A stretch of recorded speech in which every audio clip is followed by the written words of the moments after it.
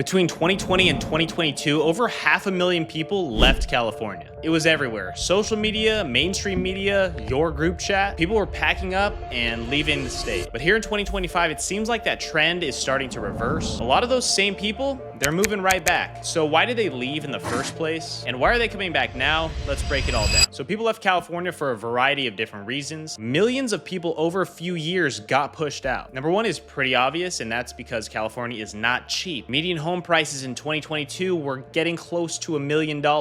In areas like Los Angeles, Orange County, the Bay Area, a starter home could cost you $1.5 million.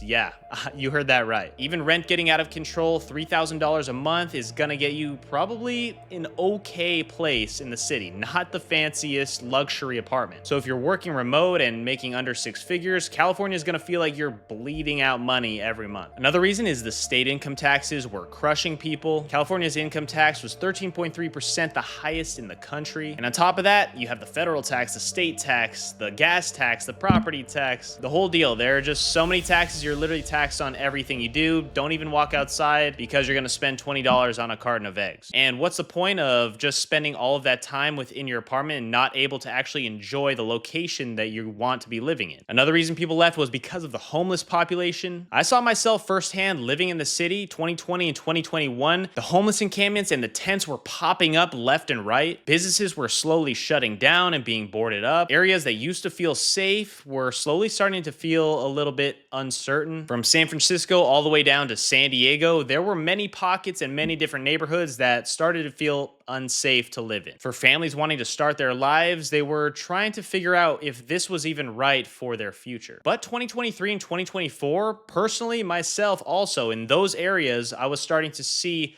these encampments starting to become less and less because the people that have stayed know that they don't want this to turn into a disaster in the next 5 to 10 years. But a big reason for all that homeless and the encampments was because of the lockdowns in 2020 as well. In California, we had some of the longest and strictest lockdowns that lasted over a year, which was a lot longer than most states, I'd say. Small businesses suffered, schools stayed closed for months, families were stuck indoors with rising expenses and not that much job opportunity. Whether you agreed with it or not at the time, people were starting to feel worn out. Like the state wasn't adapting fast enough and wasn't keeping up with the rest of the country. A lot of people started working remote, which gave them an easy way out, and they were able to move around freely. People were going to Nashville, Austin, Arizona, Florida, anywhere that seemed like it was cheaper on paper. Business owners got tired of red tape and these California restrictions, so they were starting to move out. You saw big celebrities like Joe Rogan go to Texas, Patrick Bet-David go to Florida, Texas. And also we had energy, water, and wildlife issues. And then obviously the fires, but that wasn't until later. So why are people starting to slowly come back now? Well, I think people are slowly starting to realize that the lifestyle is greater than the cost at times. The weather, the coastline, the energy, the vibe. Now that is a real thing when you're living by the beach as opposed to living maybe in Nebraska or in Texas. It's truly a different feeling. You can live in Boise, you can have a nice house, you can live in Dallas and have a new construction starter home, but it's not the same when you see the sunset rising over the ocean. It just gives you a different feeling, a different perspective on life,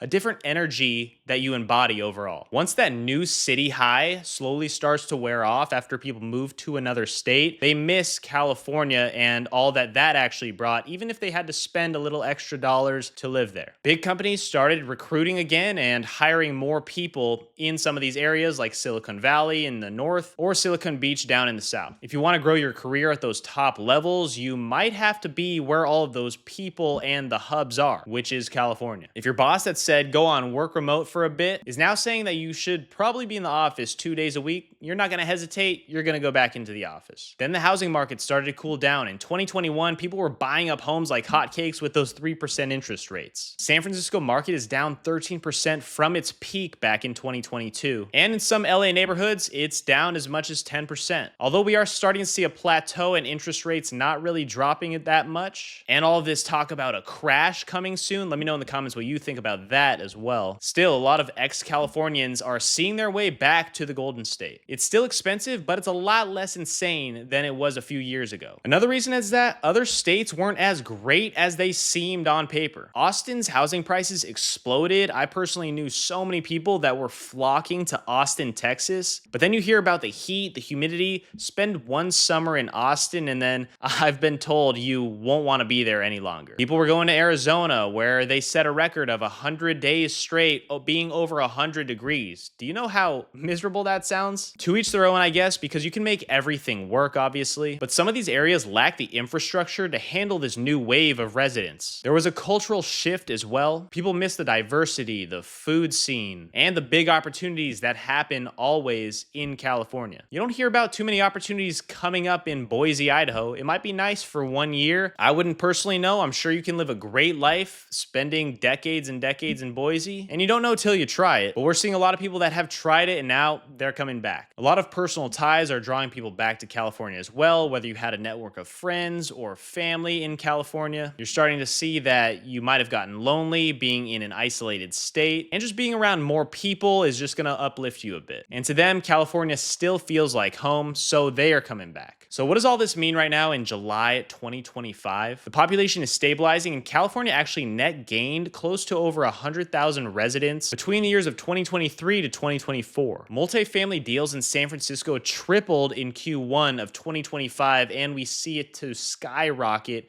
throughout the year. People are a lot less eager to leave. There's actually stats from the United States Postal Service and the U-Haul migration data showing a slowdown in outbound moves. Rental demand is up a lot in LA, San Diego, and San Francisco. California might not be booming yet again, but it's definitely up from the past 3 to 4 years. And more people are slowly starting to realize that. The big picture here is that California never stopped being desirable. It was just temporarily unsustainable, and it's always good. And the fact that there are so many more opportunities around the country, you should try living in other states or other countries for a year at a time or so. Figure out what you like and then go back if that's not for you. Especially in this new age of social media, nobody really knows what they want. You're trying to keep up with the Joneses, you're trying to keep up with Sally and her TikTok account, but try to do what you think is best for you and what you want for your future. Don't do it because someone else is telling you to do it or because someone else is telling you that one place that you're living in sucks. The California dream isn't dead, it's just slowly evolving and getting back to a place of peace. Let me know your thoughts in the comments down below. If you live in California, if you have lived in California, if you left California, or maybe if you're coming back to California, I want to know your thoughts, your opinions,